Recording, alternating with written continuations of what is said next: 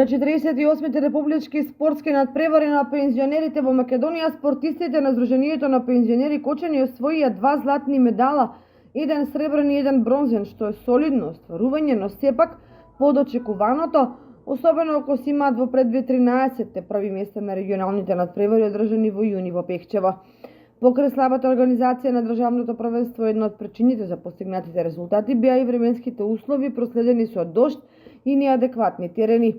Прво место и златен медал за Сдруженијето на пензионери од Кочани освои Ѓорги Николов во скок од место со прескокнати 2,42 метри, со што продолжува да владее во оваа дисциплина повеќе од една декада.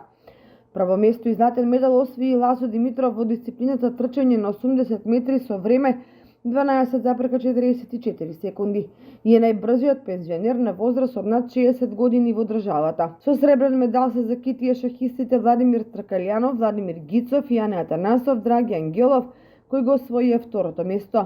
Трето место освоија членови на стрелачкиот тим во состав Карамфилова Натка, Карајанкова Бинка и Петрова Тодорка.